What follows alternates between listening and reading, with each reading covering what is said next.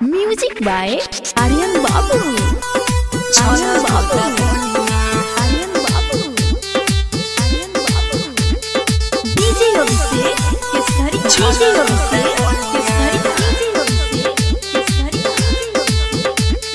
गोहिर गोहिर चीज हवा से छलकोता पोनिया, छलकोता पोनिया। गोहिर गोहिर चीज हवा से छलकोता पोनिया, छलकोता पोनिया। सरसों के जैसे ताहर खिलता बदनिया, सरसों के जैसे ताहर खिलता बदनिया। गोहिर गोहिर चीज हवा से छलकोता पोनिया, छलकोता पोनिया।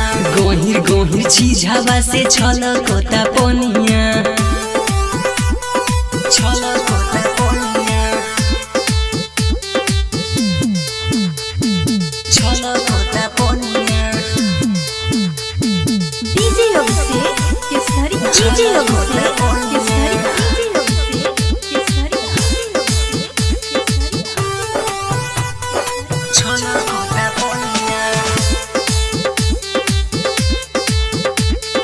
बॉडी के साइज बढ़ल बा, ओढ़ल जवानी तुहर चढ़ल बा। नैना नोसीला तुहर पागल करे, देखी के मनवा बिगड़ल बा, देखी के मनवा बिगड़ल बा।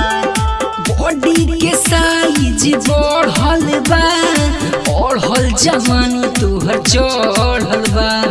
नैना नोसीला तुहर पागल करे, देखी के मनवा बिगड़ल बा, देखी के मनवा बिगड़ल बा।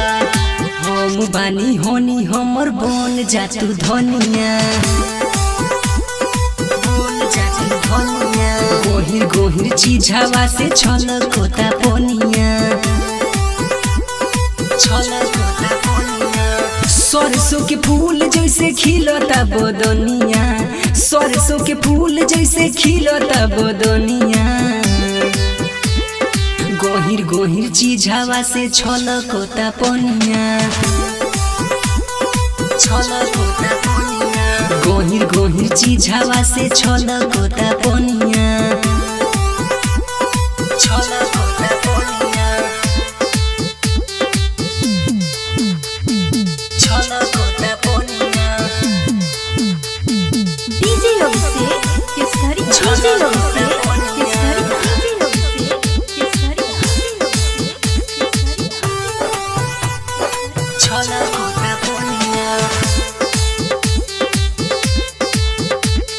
लागे ई नहर के जैसा हो, उमे समा जाई पैसा हो।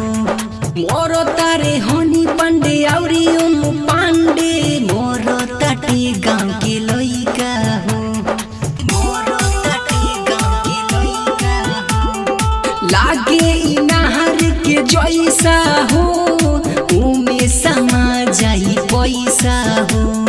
मोर तारे हनी पांडे औरी ओम पांडे, मोर ताटे गाँव के लइका हो, मोर ताटे गाँव के लइका हो। सुते जातु भुइया काटी दो हमके चनिया, काटी दो हमके चनिया। गोहिर गोहिर चीज हवा से छलकोता पोनिया, छलकोता पोनिया। सरसों के फूल जैसे खिलल बा बदनिया, सरसों के फूल जैसे खिलल बा बदनिया।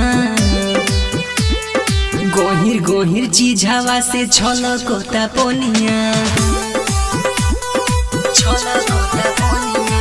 गोहिर गोहिर चीज हवा से छलकोता पोनिया।